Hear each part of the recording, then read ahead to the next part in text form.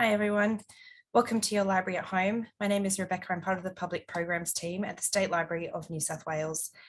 I'd like to begin by acknowledging that I live and work on Gadigal land, the traditional custodians of this land on which knowledge has been exchanged for millennia. We also celebrate the diversity of Aboriginal culture and language across New South Wales. And I take this opportunity to pay my respects to elders past, present, and especially emerging. And I extend that respect to any Aboriginal Australians who may be joining us online this evening. Welcome to another instalment of the B-List Book Club online. Tonight, we are so pleased to host Bri and Paige Clark on her new book, She is Haunted. Paige's book is available for purchase through the State Library's bookshop, which is online and offers free delivery. The B-List Book Club is a regular in the series, and a very quick plug to the next talk, where Bri will be speaking with Sarah Dingle on her novel, Brave New Humans. This talk will be held on September 30th, and unfortunately, with Sydney still very much in lockdown, this talk will again be hosted online. Details of that next talk can be found on the State Library's website. While lockdown continues to close many of our physical spaces that would normally afford us an escape, I'd just like to quickly recognise that the teams across the State Library are working really hard on updating website content and resources, the public programs team are also working very hard to offer many more online events. I encourage you all to keep an eye on the State Library website for these services and talks, and I do very much hope that all of you at home, your family and your loved ones are keeping safe and well. I'll now hand over to Bri with a very quick reminder to you at home that we will be taking questions at the conclusion of tonight's conversation between Paige and Bri. I encourage you all to put your questions through at any stage, the Q&A feature of the Zoom app, and Bri will moderate these at the conclusion of the talk. Thank you all again for joining us, and thanks, Bri. Thank you, Beck. Good evening, everyone. Almost 100 of you. Thank you so much for deciding to spend your Thursday night with us at the B-List Book Club. I am really looking forward to chatting to Paige Clark tonight about her incredible collection of short stories. I would also like to second Beck's acknowledgement of country, add that I am broadcasting to you from my lounge room in Sydney, which of course is Gadigal land in the Eora Nation. When I say that I acknowledge that this always was and always will be Aboriginal land, I also recognise that sovereignty was never ceded, there has been no treaty, and I support the Uluru Statement from the Heart. Paige Clark is a Chinese-American Australian writer born and raised in Los Angeles. She studied mass communication theory at Boston University before moving to Melbourne to complete her master's in creative writing, editing, and publishing. She is currently a graduate researcher at the University of Melbourne, exploring the relationship between race, craft, and the teaching of creative writing. In 2019, she was runner-up for the Peter Carey Short Story Award and shortlisted for the David Harold Tribe Fiction Award. Her fiction has appeared in Mianjin, New World Writing, and Meniscus. She is Haunted is Paige's first book. It's a collection of short stories, offering piercing insights into transnational Asian identity, intergenerational trauma and grief, the dynamics of mother-daughter relationships, the inexplicable oddities of female friendship, and the love of a good dog. Paige Clark has crafted an exquisite, moving, and sophisticated debut work of fiction. That's what the presser says, but I would just also like to add that there is a freshness and a newness and a uniqueness and an originality to these stories that I haven't read, especially not in debut fiction, for a very, very long time. Paige, are you there? Are you ready to have a good old yarn with me? I'm here. Hi, Bri. Thanks for having me. Thank you so much for being here. And just to remind everyone, you can type your questions if you have them for Paige at any point in time into the Q&A chat box, and I'll be leaving a full 10 to 15 minutes at the end to go through those questions with her. I have asked Paige to start us off tonight with a reading. And normally, if you're a regular B-List watcher, you would know that the reading would normally come from the book itself. But in this instance, today I was going through a number of the interviews that Paige has done in the month or so since the book came out, and also a number of the pieces that Paige has written about the book and about writing in the last few years of her life. And so I have asked Paige, and she has generously agreed to read for us a piece that she recently wrote for The Guardian. Please take it away, Paige. Thanks, Bri. I'd like to begin by acknowledging as well that I'm on the land of the Wurundjeri people of the Kulin Nation. And that's sort of where, my story begins here in Australia, especially as an immigrant, as a colonizer. I moved to Australia. I think it's just coming up on 12 years now in September. So this change of weather really reminds me of when I first came to Melbourne, and thinking about, what my story means and how I'm adding my voice to stories that have been going on for such a long time already here. So I'll just begin. In May 2015, I was at the end of a long string of bad luck. In the years prior, I'd fallen out with my mother, been fired from my job, and separated from my husband, Adrian. I was living alone in an apartment above the cafe and taking my writing seriously, something I planned to do and never done. Adrian and I were navigating life post-marriage, slowly unwinding all the ways our existences were wound together, figuring out how to be friends instead of family. We never got the chance to figure it out. We were still in the habit of talking every day when Adrian was diagnosed with stage 4 esophageal cancer. It was the week of his 30th birthday. What followed next was the unthinkable. Hospital stays, chemotherapy, brain surgery, and a drug trial. What was even more unthinkable to me was how he thrived. Within 48 hours of his diagnosis, Adrian faced down his mortality. What would he do if he only got one good year? Record a full-length album, tour if he could. But the album, that sacred documentation of his life, that was what he'd focus on. It would be called Time is Golden, because, wasn't it? If I were Adrian, I would have done the same thing I did after his diagnosis, hide underneath the covers of my bed and wait. I did not write. The only reason I turned on my computer was to stream Dawson's Creek reruns until I could fall asleep. By contrast, Adrian asked for his guitar to be brought to the hospital and finished one of the last songs on the album. I could find his hospital room by following the sweet sound of his guitar and, if I was lucky, his voice. I asked him once if the songs he wrote were about me. He said they were inspired by me. I knew what he meant. The songs were about him. After Adrian's first round of chemo, he shaved off his hair and bought a black felt cowboy hat. Then there were two versions of him, Adrian Slattery the patient and Adrian Slattery the artist. The first cycle of chemotherapy successfully shrank the cancer. During his following period of health, Adrian tracked the album and played sold-out gigs. He was performing better than he ever had before. He performed like someone who had, well, nothing to lose. I wish I could say I was inspired by his resilience to work myself, but I wrote nothing in this time except for detailed instructions on how to turn myself into a fillet of fish. I imagined myself being skinned, butterflied, crumbed, and deep fried. I imagined myself dead. After Christmas, Adrian had a seizure that put him back into hospital. The cancer had spread to his brain. He would need surgery. On New Year's Day, Adrian and his band, Big Smoke, were meant to play at a festival. He bargained with the doctors. The surgery could wait until after the show. They agreed. Adrian and I spent New Year's Eve in his hospital room. The nurses let me stay past visiting hours until 11 p.m. We pretended it was midnight and toasted in 2016 with apple cider and colored plastic flutes. We both wished for the same thing that night. We hoped that one day people would hear his music. We both knew that he might not live to see another year. We did not know what was in store for me that upcoming year, and we did not discuss it. I had something that Adrian did not have, time, golden time. It would only be after his death that I would figure out that writing would be my way out too. Right then, all I knew was that I had to get through one day and then the next. I had to show up at the hospital when Adrian needed me to and stand in the crowd when he didn't. And so on New Year's Day, I did just that. I showed up and stood in the crowd.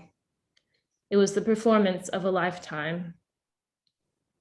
When you think of a young man dying, you might not think of a person on a stage in front of a crowd of thousands wearing both his festival wristband and his hospital admission one, but I do. When I think of someone dying, I think of what it means to light up as brightly as Adrian did that day. Illness becomes me, he said once, and it was true, it did. Adrian died in May 2016, just before his 31st birthday. I wrote in my notes that he had it easy because he did not have to deal with what came after his death. Hadn't I helped to navigate what came next, and hadn't he left me alone to figure it out myself? He hadn't, because he had shown me what mattered, making art, making meaning, and ultimately moving on past the things we can never even hope to overcome. He had done it himself, and I could do it too. So in my tiny apartment above the cafe, I wrote. The music from the shop bled in through the walls. Sometimes they played Adrian's songs, but didn't matter what was playing. It mattered that I worked. My book, She is Haunted, started to take shape, and I began to understand what it was like to have that laser focus, that ambition that Adrian had in his last year. I needed a reason to live. The first story I finished after he died was called Times I've Wanted to Be You. In the story, a widow attempts to turn into her husband so she does not have to grieve. The truth of this story is not that I wanted to be Adrian in his death, but that I wanted to be him in his life. That day I picked him up in the hospital to take him to the festival, hat on, sleeves rolled up, guitar case in his hand. I have never to this day seen a person more alive. Is She is Haunted about Adrian? It is inspired by him, but this book is about me. It is about all the ways I learned how to exist. Thank you. That's such a beautiful piece. Incredibly moving. You said in an interview that it took you 8 years to write this book. I would like for you to take us back, if you would, to like some of your first memories, I suppose, of when you realized that this was it, that this was the first sort of, I guess, large project, or that it might turn into your first book. I think it sort of dawned on me really slowly, in the same way that I realized very slowly, that I was a writer or could be. I never set out, with this huge ambition of get a book published. I think that initially I probably had that thought, and that goal was way too overwhelming for me.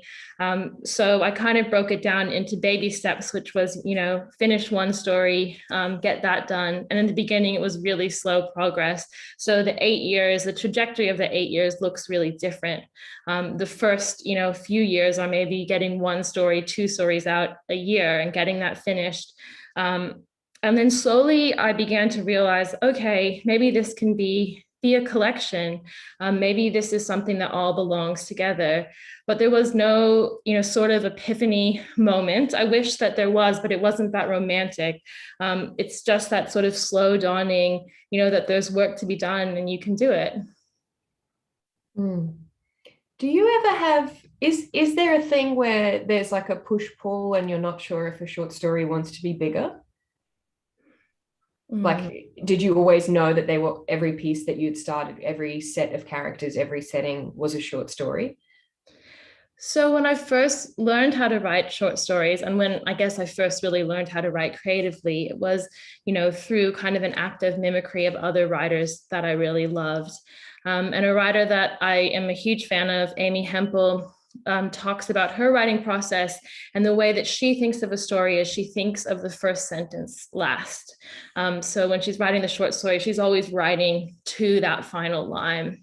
And so in the beginning, I sort of was just trying to do everything that she did because, I wanted to be her as a writer. And so, I'd have my first line, I'd have my last line, and I'd fill in the middle. And as I became more experienced and developed my own practice, I didn't, need that last line, but I do always have a sense of either what the story is about or where the story is going. I think in that way, maybe that's why my brain is not the brain of a novelist, because I get impatient. I know what I want to say and I want to get it down on the page as quickly as possible. And I want to get to that end point, whether it's the line or it's the feeling. I want to take advantage of the fact that you've had such like a long life here in Australia, but also in America. Do you feel like America and Australia approach short stories differently, or have a different level of sort of appreciation for the form? I wonder if there's something to do with like the MFA program, like in America, that makes short stories a bigger deal there. Yeah, I don't know if I get that sense as well. There's a lot of American short fiction writers. There's a rich history, but there's a rich history of Australian short fiction writers as well. I think that both, places get bogged down in this idea that a short story is a practice ground for a larger work. To me, I always talk about how, the short story is a practice ground for me becoming a poet. I like the condensation of the form. I like how you have to do so much work at the sentence level, at the word level. And so, in that way, I could never be a poet. Some people kind of ask, oh, will you write a novel? Is the novel coming? And maybe it will be, but I can see how you build a novel because I'm a person that works in sentences and paragraphs, where poetry is still a complete mystery to me. So I'm practicing. Yeah, I feel like so often you can tell when you're reading a really exquisite book of any other form, and then you like read the author bio and realize that they're a poet as well. And you're like, oh, I knew it. They're so good at that like tweezer level. I'm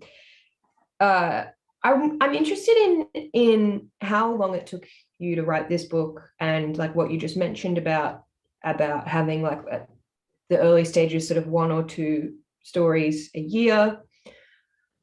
Do you write 2 themes, or is it that themes start emerging?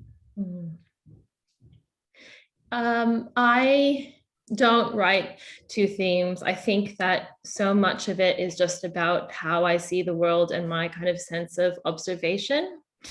My starting place, I write from a sense of self. I have tried to do otherwise. I've tried, to write characters that don't have some sort of basis in my lived experience, and they've been terrible. That's just writing that didn't work for me. So it's not, I do have kind of ethical and moral ideas about what place you should start your writing from, but that's not the why for me. The why is just because that works.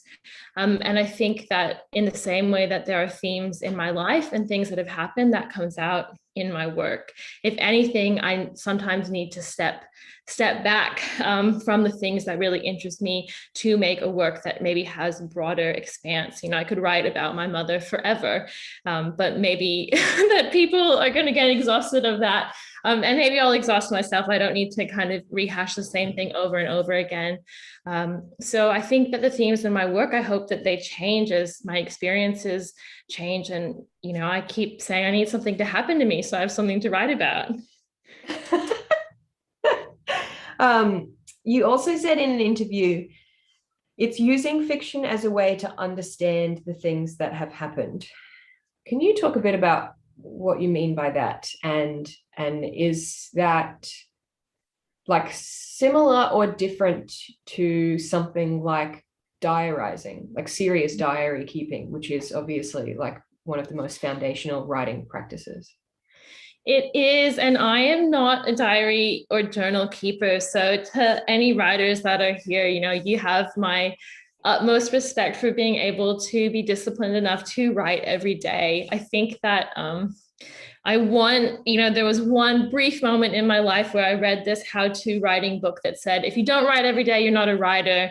And it scared me so much that I wrote every day until I finished a story. And I got a story out of it, so that was fine, but it was almost like a bully. So now I'm really easy on myself and I don't write every day. I think that I don't have that instinct, to journal or to diarize my life. I don't think that it's that interesting. And I think that that's why I'm so drawn to fiction, because I'm very interested in glamorizing my life. So I'm the kind of person that as I walk down the street, I've got a little voice in my head that's sort of narrating, what I do, and is making everything a bit more exciting and romantic and main character energy.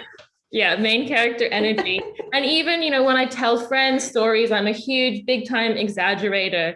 A quote that I always say about my work is, I make a lot up when I tell the truth. So me trying to kind of understand something through work. A lot of that is, drawing things out, exaggerating them, dramatizing them.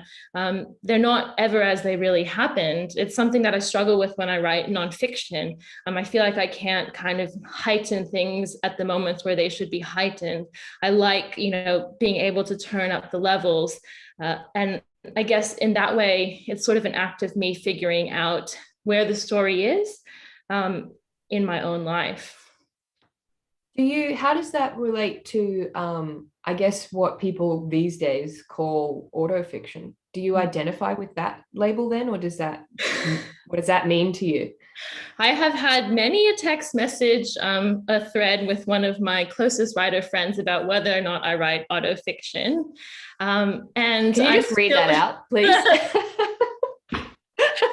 Or to me talking at her, kind of, do I write autofiction? Do you write autofiction? And I'm trying to kind of differentiate between, what is autofiction, and what I understand about autofiction is, that it has a sort of metafictional element that is very much about the writer being a writer. Whereas I think that my instinct is more in autobiographical fiction, so using life events as launching points or inspirations. But you very rarely, I have never been inclined to write myself in as a writer. The me or I character in some of my stories, which are fictionalized, they have other creative professions potentially, but I haven't written about writing. So maybe that is the next book idea, and I'm willing to kind of dive into that autofiction. But yeah, I still haven't shown the act of writing on the page yet. I want to get to some of the actual stuff in the stories, and then I want to come back to like themes and crafty things. The first one is just so arresting. It absolutely took my breath away. Can you explain, who is Elizabeth Kubler-Ross for people who haven't read your book yet? And I suppose, how do you pick what's going to open the book? In my opinion, which is completely worthless, but it was the right choice. That story just grabbed me and made it unquestionable that I would finish the book. Yeah. Thank you, Bri. Well, funnily enough, that story is actually the story that I wrote when I was bullied by the book into writing every day. So maybe it does work. So funny.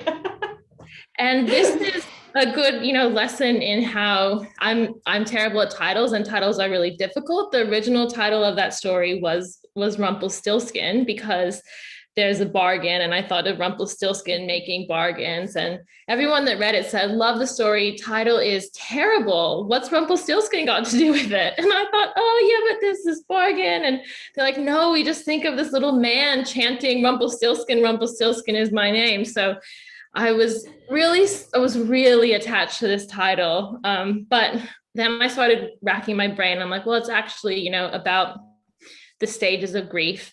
And the woman that came up with the, 5 stages of grief is Elizabeth Kubler-Ross. And I kind of started thinking about, just this idea of stages of grief. Little did I know that actually Elizabeth Kubler-Ross had experienced great loss in her own kind of life, which sparked her career. And, I'm embarrassed to say I still don't know that much about her, that I just kind of plucked her name for the title. But then, I put that title on, and everyone seemed to really connect with it and found a lot of meaning in the title that I hadn't even intended for it to be there, which is, one of the great things about writing is that it takes on this life of its own that you didn't even plan for it to have. And then when I was putting the book together, my middle name is Elizabeth, and I was thinking about the characters and their names and how they all connected. And I thought, okay, well, all of these characters are some version of me. There's some version of Elizabeth that I'm going to put in here. And then that story had that title, and I thought, oh, that's so perfect. That first story involves the woman very much in conversation with God. She is literally bargaining. God has arrived to take away gradually the people and things that she most loves. And it is just this excruciating multi-page process of her trying to bargain with God. And then elsewhere in the stories, there are there's a lot of ghosts. There are other sort of like surrealist elements, but there's also some like mention and discussion of like Christianity and things. And I'm wondering, like, do you get the sense that there is a overarching or connecting spirituality belief structure, or is it a kind of free-for-all where anything physical or metaphysical is possible? Oh, that's such an interesting question, because I don't really, see myself as a spiritual person, but I think that when you're talking about, those stories and how they connect, really all of the kind of turns towards spirituality comes from a place of desperateness of each of the characters. Mm-hmm. So the belief system is very much looking for a way out. And I guess, as a non-religious person myself, that's how when I've longed for spirituality or for religion, is when I'm in these kind of moments where I want it to make sense. And so I guess that is how all those things connect. Whenever the character is, looking for God or looking for a ghost or a higher power, they want to make sense of something. And I guess that, is a real theme of the book, is that making sense of. And obviously for so many people, spirituality is a huge part of that. And I think I have, a real jealousy, because there's moments in my life when I thought, how easy would it be to believe, to think that this was all happening for a reason. I would love that. I would love that if I could, have that conversation with God, make that prayer. And I don't. There's a story towards the end. I can't remember which one it was. I just remember laughing a lot because the woman who's guiding us through that particular story is in ghost form, and she's chatting with this other ghost called Neil.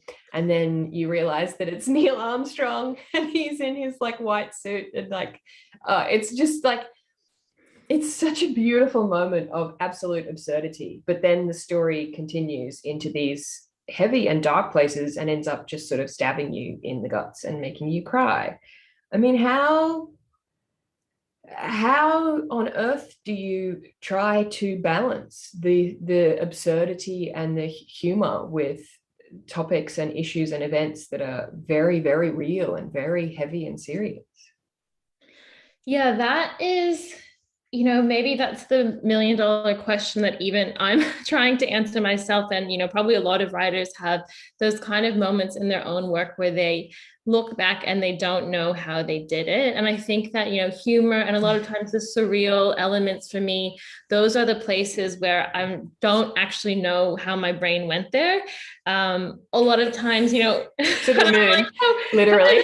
Like, where did you come from? I have no recollection of how I thought of that Neil Armstrong character. But once he was there, it's like he just made complete sense, even though, he was in the middle of nowhere in Central California with 3 generations of Asian women, completely out of place.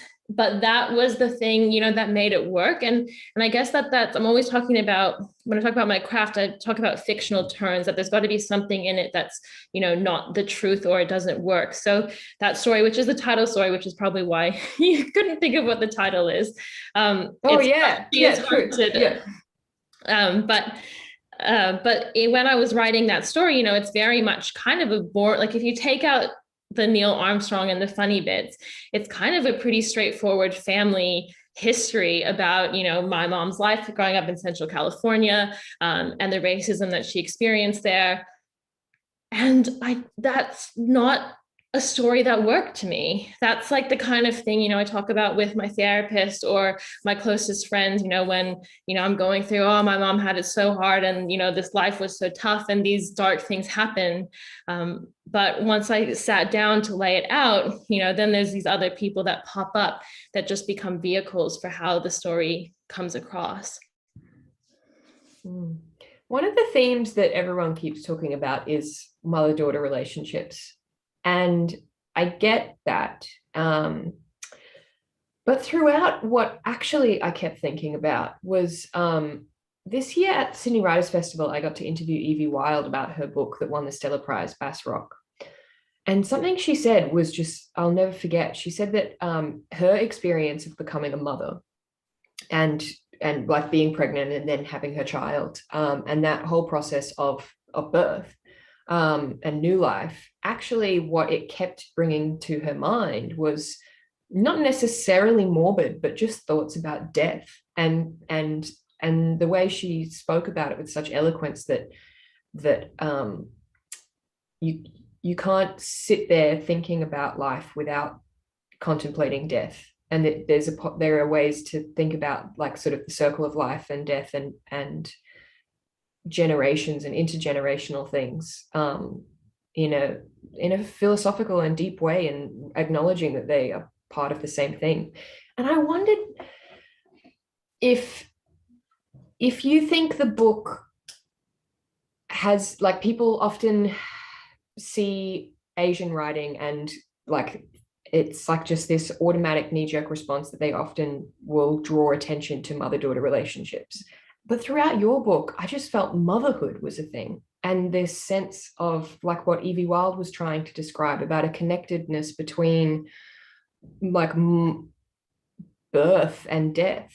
Mm-hmm. Does that make any sense? No, it actually, when you spoke about that, I understood something about the book, which I hadn't been able to articulate myself before, which I think you're right. The theme is not mothers and daughters. The theme is the loss of a mother. Yes. And I've never really articulated it that way, but it's about, a daughter coming to terms with not having a relationship with her mother, that she thought she would. Sometimes it's an actual loss where, the mother or the daughter dies. Sometimes it's not, it's just the disconnect. But it's about those kind of gaps. And I think that, the birth theme is sort of this healing theme. And for me, that's kind of a mothering of self as well. And I think that kind of comes into it. A lot of the narrators are contemplating their own motherhood, and that's sort of in the face of the loss of the mother. So I think it's actually more complex than, mothers and daughters and that kind of intimacy that maybe exists between some, that it really is tied into this sort of life cycle element of that motherhood. Yeah, absolutely. Oh, I'm so glad you got that.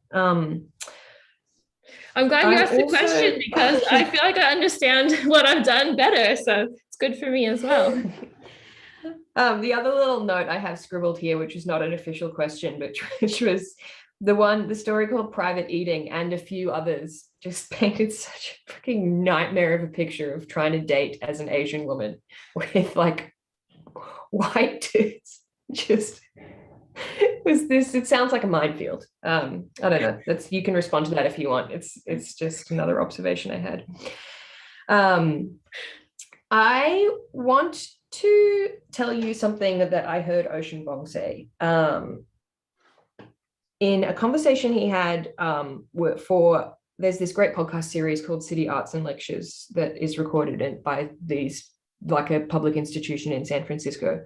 And Tommy Orange was interviewing Ocean Vuong, and they had this really incredible conversation about who, as an author, who you're writing to and /for, who you're writing to and for, and therefore who you may happen to occasionally write past because they're not your intended audience.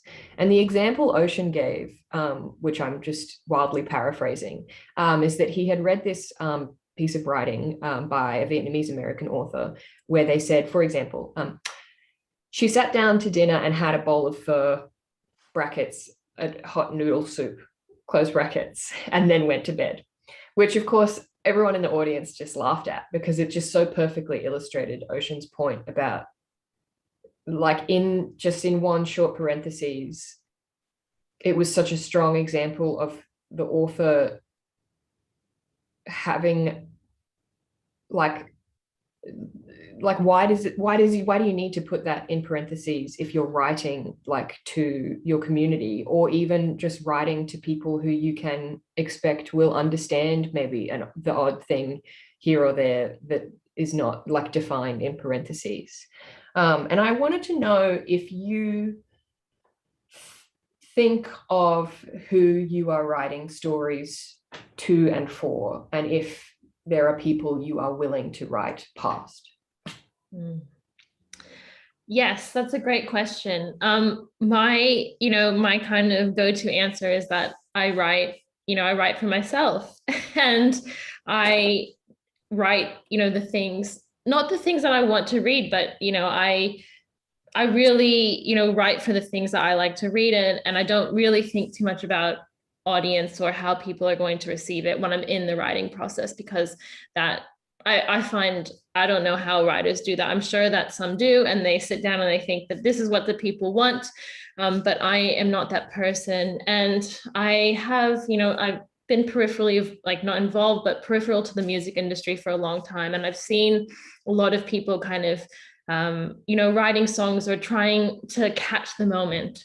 And I feel like that very rarely happens. It's a great way, to become quite defeated in your work. So I've never taken that approach. I really, write for myself. I think that what happens then is there's information that I have, that a lot of readers don't have. I have my kind of Chinese heritage, but also in some ways I have real proximity, to whiteness, and have a foot in that world. So I kind of occupy, this mixed race position that is really specific to me. And I think that that is potentially really confusing to readers. But I think in the act of writing, past someone, that maybe you're showing them something, that it's actually kind of an invitation in. So I don't really see it as like me moving past them, but it's saying, hey, do you want to see into my world? And I don't need to explain everything for you. Well, the writing in itself is an explanation. I remember in high school, I would read, things that now this doesn't seem, very subversive, but it would be Spanish words that were untranslated. And I would get so annoyed. Why, my English literature class, some annoying 14-year-old, like, oh, why isn't it translated? And then I've gone and done the same thing in my book. But, those things that are untranslated, that's invitation, into the language, and into the world. It's not me walking past. You said in an interview, throughout She Is Haunted, there are many unnamed and unraced women narrators. They are all mixed race Chinese women. There are named and raced Chinese women narrators too. This is not a convenient decision that I made after writing. This is what happens when you follow the advice to write what you know. In the book, any narrator that is not Chinese is identified as such, and in their stories, their whiteness plays a considerable role in how they move through the world and interact with the East Asian characters they encounter. Can you talk a little bit about the process of like de-invisibilizing whiteness? There's just this thing that lots of people who, I think in particular people who haven't done any like study anytime recently about writing, or who don't engage in writing, like publishing culture and stuff, don't often understand the difference between making something like whiteness like presumed and invisible, compared to putting it on the page and showing what it is, and how those are two very different things.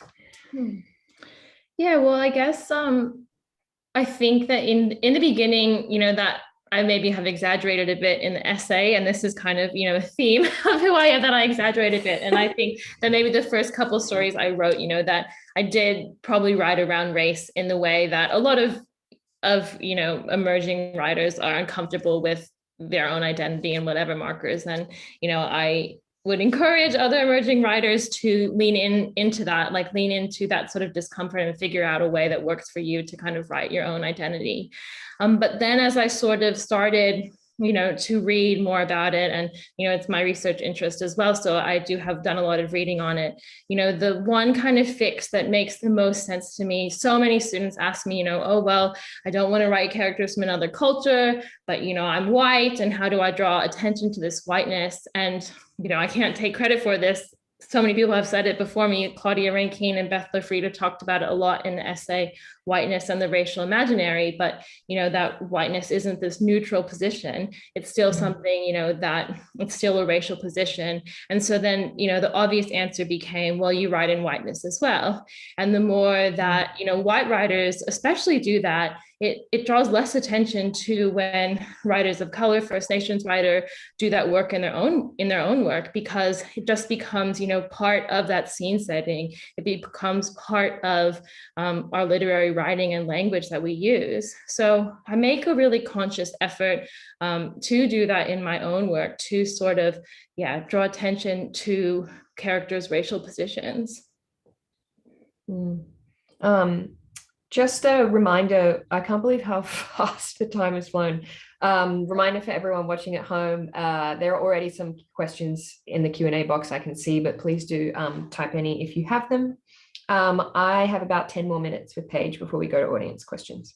This is my book club, so I get to ask questions that I'm just personally curious about, even if I don't know anyone else will care. I am dying to talk to you. I have two questions about why you are not on social media, and not just as a human being who's not on social media, let alone a young woman who's not on social media, but specifically as a writer who's not on social media, because I feel like even more so than many other creative disciplines, there's a weird interaction for writers being on social media. And I wondered if you would please, share with us why you don't do that anymore.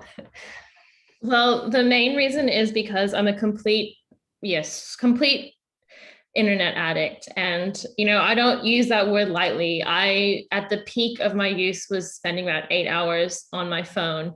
And even now, without social media, ask any of the people that I spend time on text with, I spend still a lot of time on the internet and my phone. So it was really a time thing for me about, I needed to buy time somewhere. I was trying to write this book. I was working full-time at a cafe. I was starting my master's, and I knew that something had to give. And you cannot do all of those things and spend 8 hours on the internet unless the internet is your job. And the internet was not my job. And I kind of feel, about being a writer on social media. Of course, if I had a big following and I was putting a lot of work into that platform, then that would be a great resource.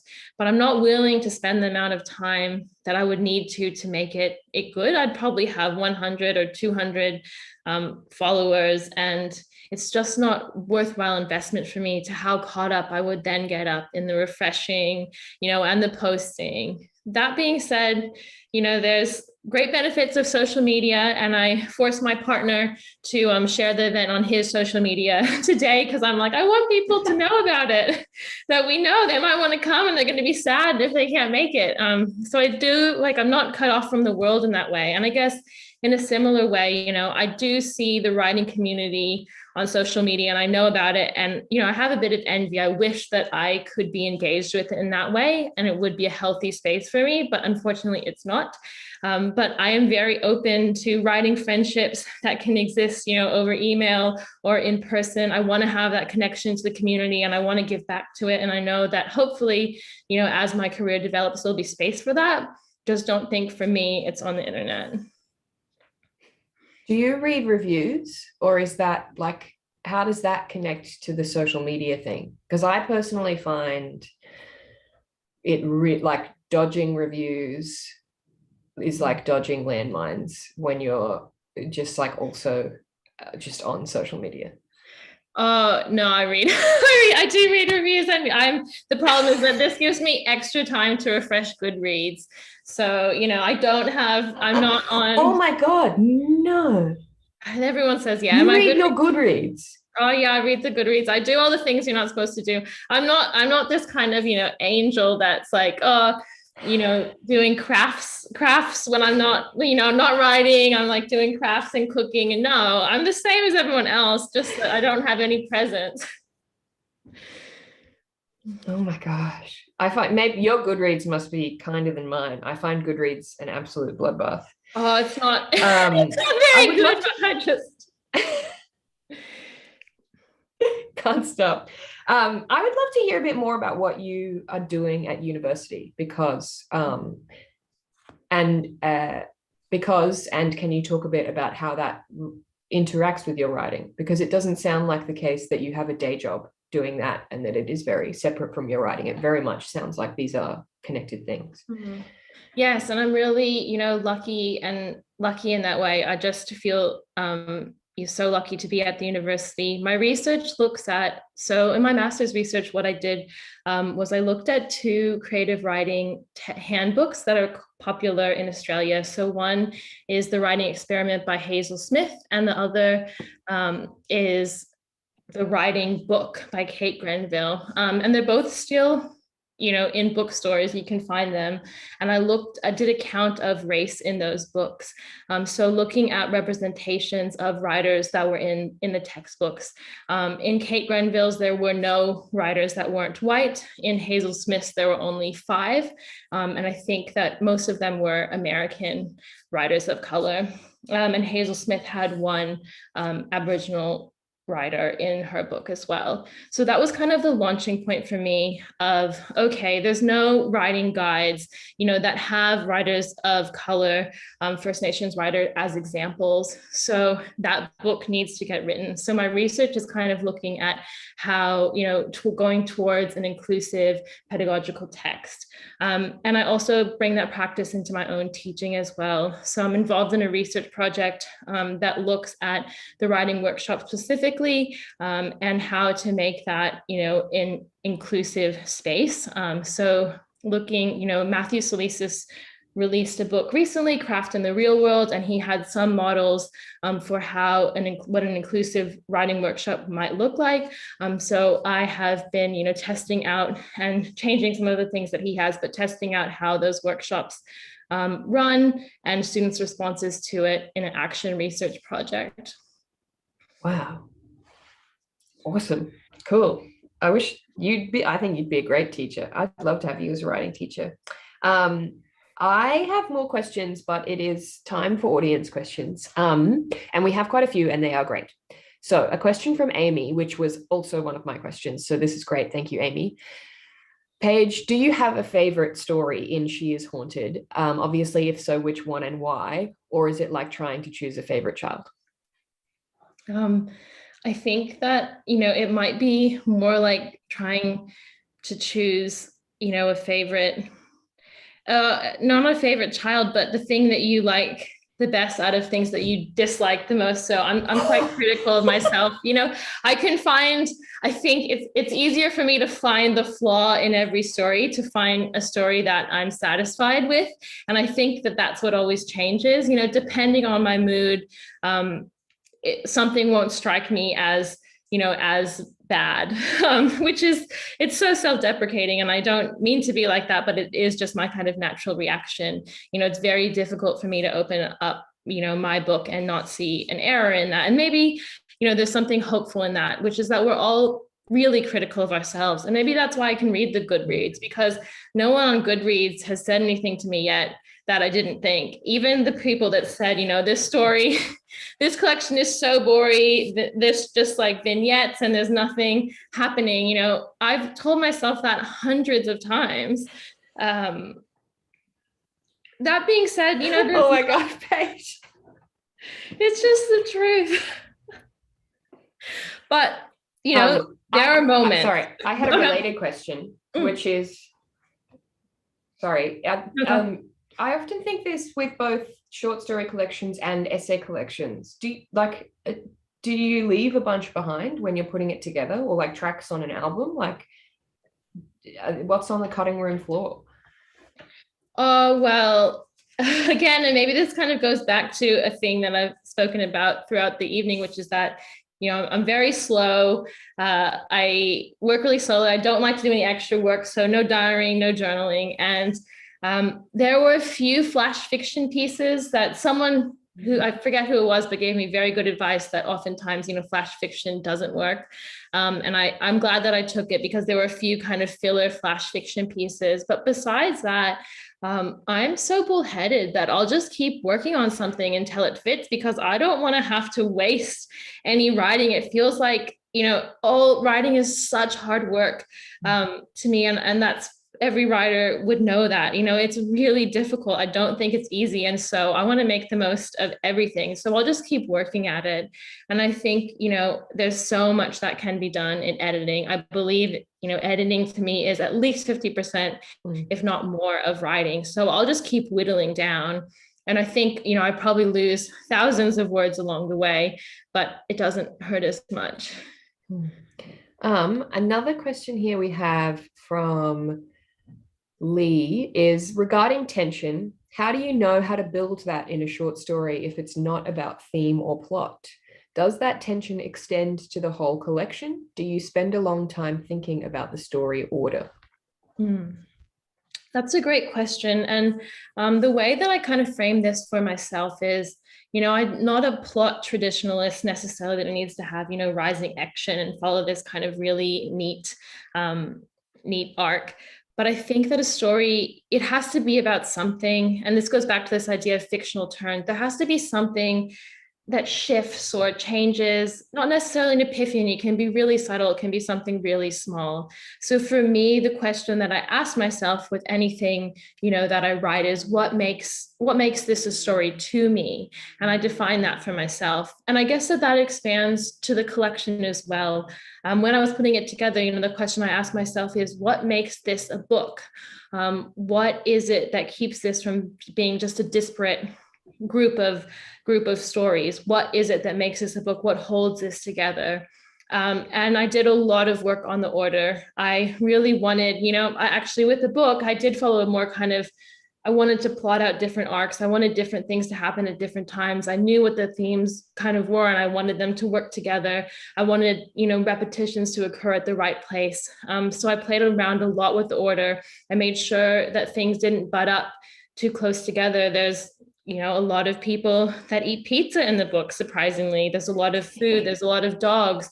A lot of hair, I noticed. A lot of hair, yeah. I'm a long hair girl like you. So there's a specific, I think, mentality of people that grow their hair long. But that kind of, can't have any two haircuts too close together. So there was a lot of thought about, how do I make this a book? What makes this a book to me? And it's still maybe, I don't have a cohesive enough answer that I could tell a group of people, but it's a feeling. Jacqueline has not a question per se, just wanted to say your research on a more inclusive text sounds brilliant. Best wishes with your work, with many exclamation points. A question from Anonymous. Oh, this is a good one. Do you always write to be read?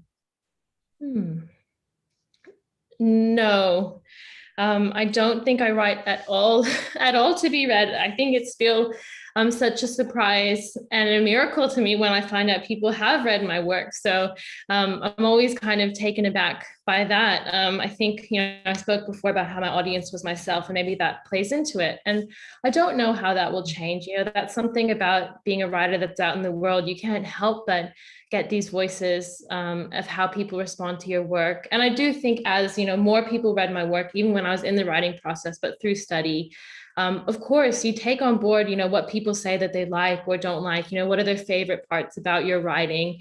And I wish that weren't the case. I wish I didn't have those voices in my head, and I'll try not to think about them when I sit down at my computer to work, but it almost feels inevitable that it will be there. But beyond that, I don't think I could be productive if I were thinking about who I was writing, writing what they were going to think when they read it. A question here from Amy. Which Australian short story writers do you love at the moment? There are so many great Australian short story authors publishing at the moment. Well, I'm a big fan of Ellen Van Nerven's Heat and Light. That is a collection that I will just never get over. I guess it's not really, it's still the past 10 years, so it's still contemporary. But I think that their book, just has such a cohesive, feeling about it. I get this sense of who they are as a writer. And that's what I really love in short story collections. I want to hear that writer's voice. I want to know who they are as a writer. I think it's really important that something binds the work together. I also felt that with Chloe Wilson's Hold Your Fire collection, which came out this year. I think that, Chloe Wilson's voice comes across so strongly in that collection. And there's real high points in that for me. So those are two kind of recommendations that I have. Awesome. Someone has just asked, is there going to be an audiobook, or is there? Oh, there is an audiobook. I think it's out now. For a while, my name was spelled incorrectly on Audible, so it's difficult to find, but I think it's all been remedied. And did you read it yourself, the audiobook, or did somebody else? I didn't read it myself because I had practice with my partner's a sound engineer, and one of my best friends is low vision. So when I was in the process of writing the book, he and I would record versions of the book for her so that she could listen to the stories before the audiobook got released. And when it came to do the casting of the audiobook, we were doing the casting, and I kind of had this moment where I was like, oh, I could read it better than these actors. I'm just really, those kind of moments where you're just like, I can do it. And then I thought, okay, well, I'll listen to my tape, my audition that I've already made. And as soon as I heard my tape, I thought, nope, got to get an actor to do it. I find recording audiobooks the worst. It's really grueling work. I'm happy to leave that to professionals. An anonymous person has just commented, for everyone else listening, the audiobook is wonderful. So there you have it. It is now 7:25. We are out of time. Paige, thank you so much. Just before we all go, Sarah Dingle, Brave New Humans is the book for next month. I'm just going to quickly read the first two very short parts of the blurb. And it's on Thursday the 30th. And the link to sign up is already online now. Journalist Sarah Dingle was 27 when she learnt that her identity was a lie. This is nonfiction, I should clarify. Over dinner one night, her mother casually mentioned Sarah had been conceived using a sperm donor. As the shock receded, Sarah began to investigate her own existence, and it began a 10-year journey digging through hospital files, chasing leads, and taking a DNA test that finally led her to her biological origins. What she discovered along the way was shocking. Hospital records had been destroyed, trading of eggs and sperm, women dead, donors exploited, and hundreds and thousands of donor-conceived people who will never know who they truly are. This book is phenomenal. It combines Sarah's individual story with shocking revelations about the sort of Wild West of some of the early days of these types of assisted fertility treatments. And it also asks bigger philosophical questions about how we want to not just legislate around these issues, but how we think about parenthood and how we think about the overlap, I suppose, between technology and life making. And it's fantastic, and I'm really looking forward to it. So that's on Thursday, the 30th of this month, and you can book in for that now. But Paige, is there anything else you wanted to say before we go? For anyone who hasn't already, this is what the book looks like. It's absolutely fantastic. Buy it or listen to the audiobook, because as you heard, it's excellent. Thank you so much, Bri. No, thank you so much for having me. It was wonderful to chat with you. And yeah, can't wait till we can do it again one day. In real life, fingers crossed. Real life, yes. And in the meantime, everyone stay safe and best wishes, and see you next B-List. Good night. Thank you all.